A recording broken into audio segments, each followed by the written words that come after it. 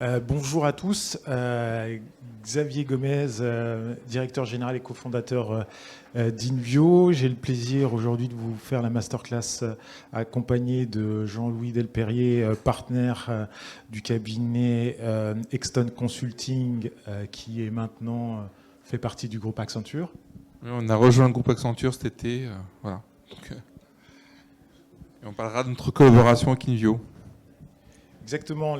L'objectif aujourd'hui, c'est de vous parler de la collaboration d'Invio. Invio est une plateforme de data analytics, qui fournit des solutions d'exploration, de contrôle et de contrôle de la donnée afin d'aider les experts métiers à devenir plus performants. Et donc, on fournit des solutions qui permettent aux métiers de différentes entreprises de devenir augmentés, investisseurs augmentés, consultants augmentés ou voire même marketeurs augmentés. Donc aujourd'hui, on est là pour témoigner en fait de un peu de notre étude de cas quelque part. Donc nous, Exton, on est un cabinet de conseil en stratégie, innovation et management dans les services financiers. Donc comme je disais, on a rejoint le groupe Accenture là, cet été. Et on conseille donc les C-level, donc les COMEX, les CODIR, sur leurs projets de transformation. On s'intéresse forcément beaucoup à l'information parce que on doit faire des missions, on doit faire des benchmarks, on doit traiter de la donnée. Donc on est plus dans les services aux entreprises, aux services intellectuels. Et donc faire de la veille sur des milliers de startups, sur de l'innovation, sur des brevets et autres, ça devenait très chronophage aussi pour nos consultants. Donc l'idée c'était, en discutant avec Invio, de trouver des solutions pour venir accélérer le travail de nos consultants, en pouvant accéder à de la donnée qualifiée de manière rapide, instantanée, sachant que l'information elle évolue en flux continu. Et donc il est important, lorsqu'il y a des milliers de startups, des millions d'informations, des changements, des levées de fonds qui changent tous les jours, etc., des articles, des bad buzz, des good buzz, d'avoir quelque chose qui nous permettait d'avoir la donnée en temps réel. Donc d'où l'appel à Invio sur ce projet. Oui, comme vient de le préciser Jean-Louis, le challenge était de construire une plateforme qu'on a co-construit d'ailleurs, à destination du consultant du 21e siècle, basée sur la data.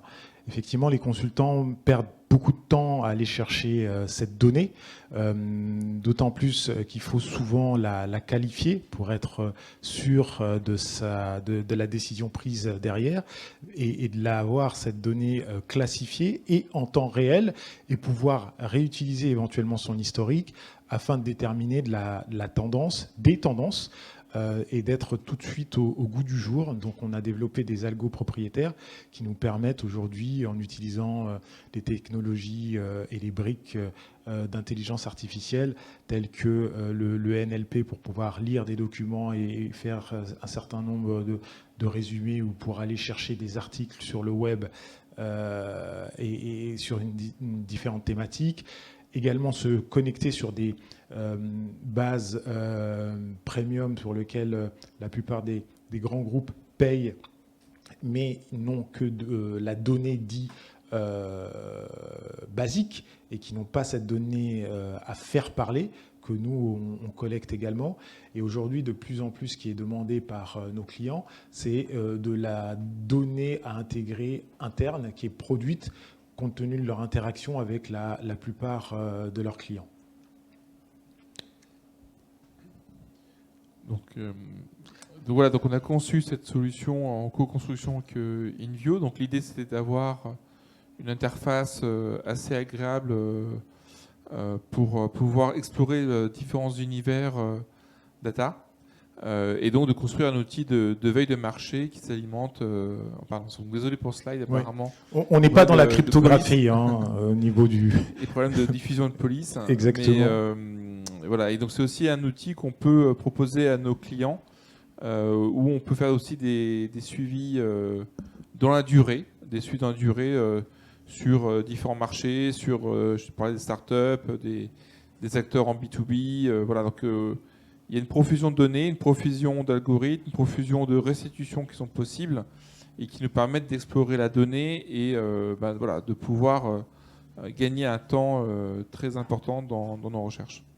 Effectivement, dans le type de données, je dirais, aujourd'hui, on est capable de collecter ce que vous connaissez tous, ce sont des articles, par exemple, et les classifier par thématique et les pousser à l'utilisateur pour éviter de perdre son temps dans d'autres sujets ou articles qui ne l'intéressent pas forcément, de partager aussi ces sources-là en mode project management à l'ensemble de ses collègues et voire partenaires.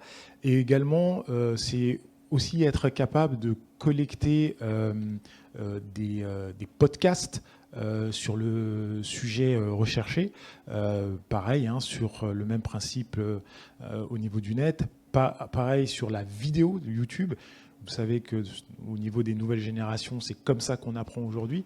Donc, se mettre à fond sur le digital qui permet à un expert de faire également son éducation avec des nouveaux outils et une manière, je dirais, moderne aujourd'hui d'apprendre, avoir un certain nombre d'articles ou de reporting collectés. Par exemple, Exton, sur des sujets précis sur lesquels il est concurrent avec d'autres cabinets, il est capable en un coup de clic de récupérer l'ensemble des reports qui sont faits par ses concurrents sur un sujet bien donné et ne pas aller les chercher un par un. Ah, la lumière fut, grâce à la data, la cryptographie a fonctionné. Merci. Et donc aujourd'hui, ça permet effectivement aux consultants d'Exton de gagner un temps fou. Voilà, donc par exemple, c'est vrai que comme il n'y a pas de limite en fait dans la donnée, ce qui est intéressant, c'est que demain, si un client, je sais pas, un banquier, un assureur nous demande, tiens, mais c'est quoi les startups de la santé en Asie du Sud-Est, et ben, du coup, grâce à l'outil, puisqu'en plus il est multilingue, on va pouvoir déjà faire une recherche et gagner un temps très précieux, et donc aller vraiment vers après l'expertise. Donc pour moi, je pense qu'en entreprise, là c'est un des cas d'usage, mais il y a plein d'autres cas d'usage où on peut imaginer de gagner énormément de temps. Et aujourd'hui, la valeur n'est plus dans le fait de passer du temps à chercher l'information, mais plutôt de la structurer, de la comprendre et d'émettre un avis d'expert. Voilà, donc aujourd'hui, dans pas mal de domaines B2B, on peut imaginer avoir des cas d'usage de ce type. Exactement, le consultant, comme je le disais tout à l'heure en préambule, est augmenté, magnifié, où, comme le dit Jean-Louis, il ne va pas perdre son temps à aller chercher cette donnée qualifiée. Les algos et la magie du machine learning vont le faire à sa place, et il pourra se concentrer sur l'expertise métier. C'est là où l'humain peut prendre les décisions stratégiques, puisqu'aujourd'hui, on n'en est pas encore arrivé en termes de recherche-développement à des intelligences artificielles aussi fortes pour pouvoir prendre des décisions à la place de l'homme. Et c'est en ça que l'outil est puissant. Et aussi le côté multilingue, puisque la plateforme est disponible en 5 langues aujourd'hui: allemand, anglais, espagnol, italien, français. Donc, ce qui permet de travailler avec des équipes pan-européennes dans leur langue maternelle. Et comme vous le savez, quand vous travaillez dans votre langue maternelle, vous comprenez mieux et vous êtes plus pertinent, même si vous êtes un groupe multiculturel. Et donc, comme vous pouvez le voir, et que je vous l'expliquais tout à l'heure, aujourd'hui, on a construit un certain nombre de modules qu'on monte comme des Lego à la demande des clients, ce qui fait que sur un sujet particulier et sur un client, il peut avoir la même demande, mais on respectera sa culture, je dirais, de la donnée, puisque les sources ne seront pas forcément les mêmes, puisqu'il aura peut-être des sources maison ou l'habitude de travailler avec un certain nombre d'opérateurs qu'on pourra intégrer et aussi paramétrable à l'envie comme on le souhaite à la demande du client.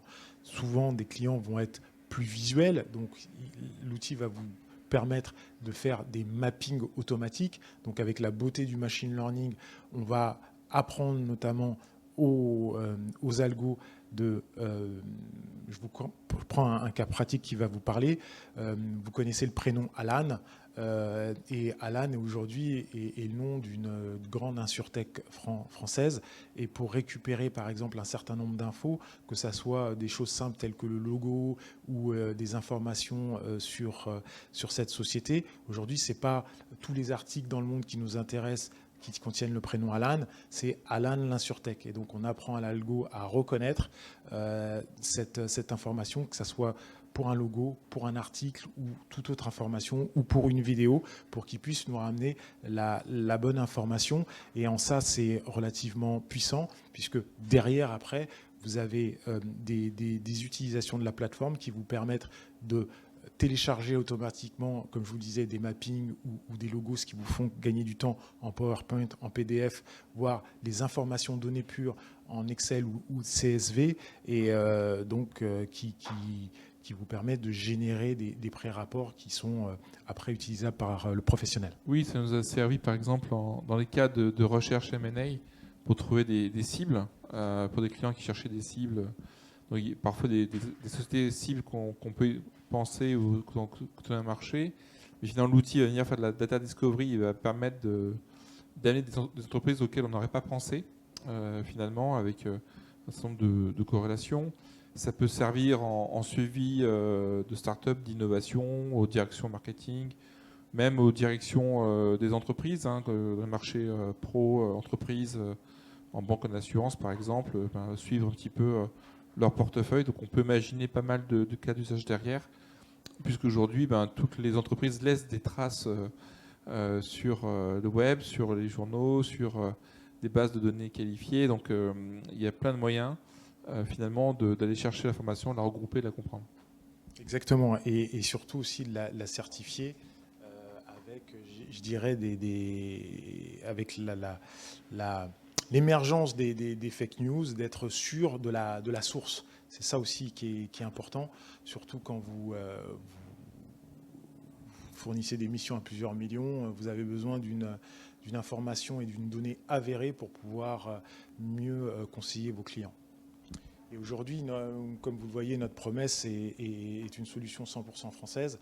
Vous savez que les sujets de données et d'hébergement de la donnée sont clés.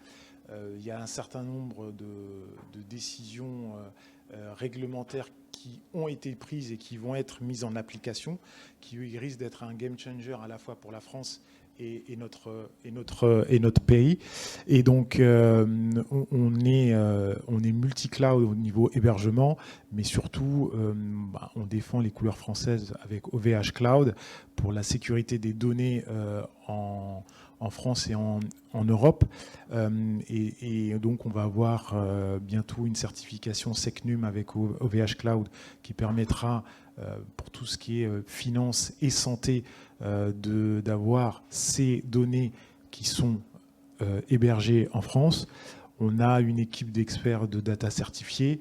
On vient d'engager un polytechnicien. On a commencé InVio avec des docteurs en data science, donc on partait d'une très bonne base.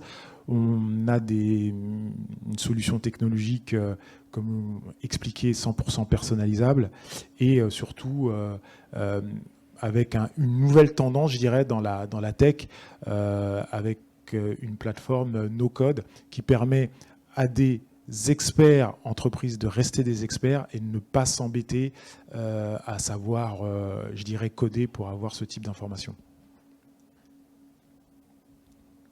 Donc voilà.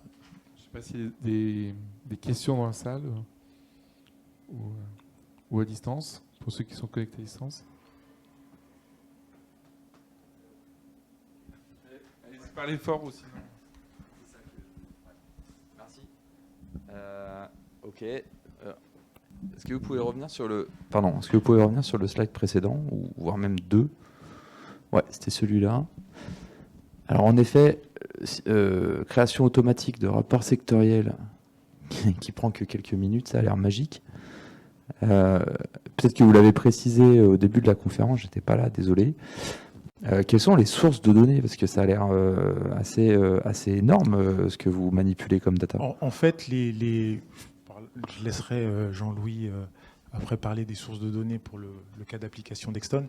Les sources de données, selon le secteur, comme vous le sous-entendez, sont larges, mais nous, on se met à disposition du client. Souvent, les grandes entreprises ont déjà des sources de données qu'ils utilisent via des souscriptions qu'ils ont déjà.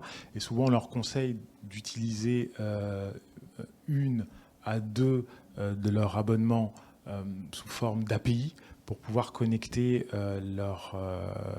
se connecter à InVio. Et donc la liste des sources est faite souvent ensemble, puisque nous, on est une brique technologique, on n'est pas spécialiste. C'est l'entreprise cliente qui est spécialiste, et souvent, c'est les sources du client. Et nous, on suggère souvent des sources gratuites quand on fait travailler nos data scientists qui valident. Oui, ça marche un peu comme des différents data lakes. On va dire, tiens, j'ai un univers santé, un univers cybersécurité. Donc, forcément, en fonction des grands univers, il y a un travail de préparation et d'identification des sources quand même pertinentes. Donc, il y a tout un travail aussi d'alimentation d'open data. Et donc là, on n'est pas limité dans toutes les sources qu'on trouve à profusion sur Internet. La data premium, effectivement, les abonnements à des fichiers business, et là, effectivement, qui peuvent être activés pour chercher à donner. Les médias sociaux également, qui sont une bonne source d'informations assez live, assez interactive. On parle de YouTube aussi.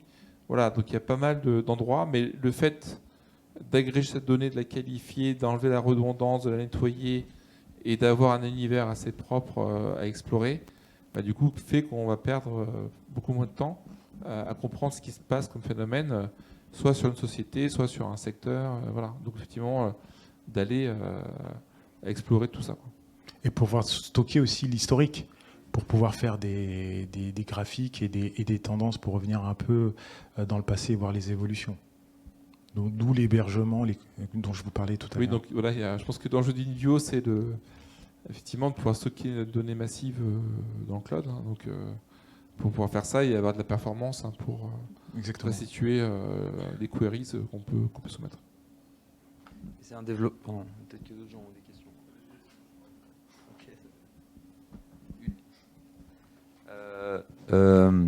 Donc c'est quelque chose que vous avez développé en interne, qu'aujourd'hui vous commercialisez. Ah oui, nous sommes une entreprise partenaire d'Exton Consulting qui est notre client. Oui. Ok. Parfait. Et nous-mêmes, on a parfois des demandes de nos clients pour leur faire à partir de la solution que nous, on a conçue avec InVio, faire des usages pour eux-mêmes également. Du coup, c'est une belle transition sur la deuxième question. Donc, je comprends bien InVio. Moi, je le vois bien dans l'analyse informationnelle, la partie intelligence économique, veille, structure de veille. Du coup, sur la partie conseil, moi, le sujet qui m'intéressait, c'était est-ce que ça a changé vos modes de projet, la façon dont vous posez les missions, la façon dont vous accompagnez vos clients. Donc, j'entends qu'en Exxon, vous l'utilisez pour vos besoins internes, travail de criblage, analyse de marché et autres, pour être capable de poser des structures de M&A. Mais sur la partie justement mission et la façon dont vous fonctionnez chez vos clients, est-ce que l'outil a changé votre organisation? Je ne dirais pas que ça a changé notre organisation.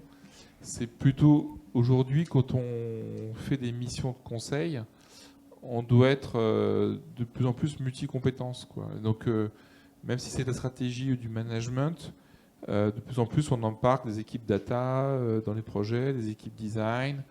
Et donc d'avoir, je dirais, un set de données qu'on peut exploiter dans une mission, bah, ça peut être effectivement un des livrables, des entrants dans cette mission. Donc la mission, la nature de la mission, ça reste un peu toujours le même objectif, simplement on a des types de livrables qui peuvent changer.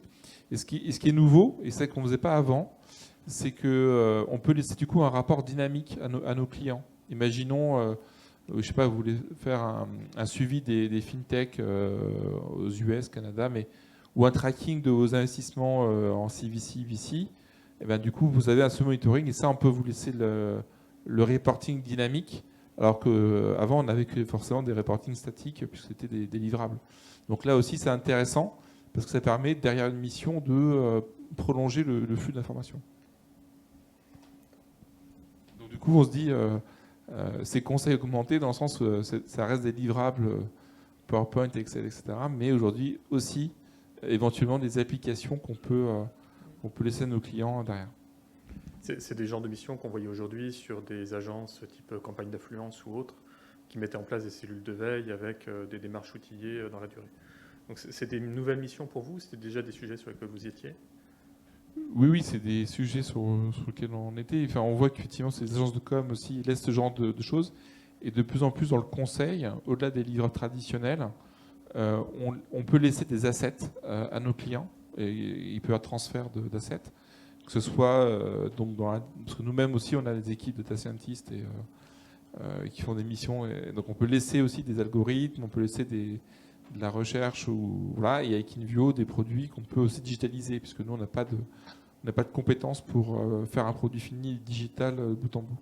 Donc là, du coup, en alliant nos data scientists et nos chercheurs, voilà, on a permis de faire un produit abouti bout en bout avec les exigences d'informatique, de sécurité, de performance qu'on évoquait pour que ça fonctionne bien, quoi.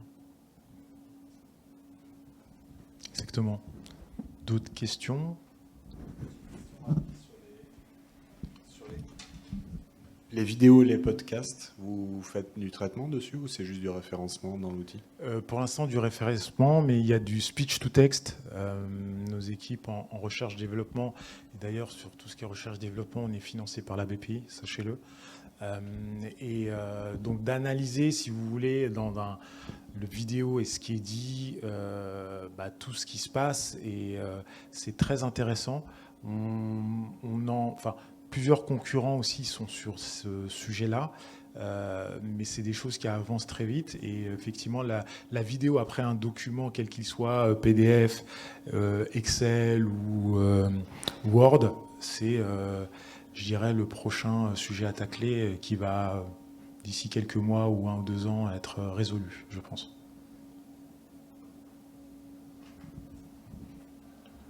Voilà, je ne sais pas si on a fait le tour de la question, et s'il y a d'autres questions, soit dans la salle, soit à distance. Et puis, sinon, je crois que j'ai compris que c'était la clôture de la journée, qui était intense apparemment.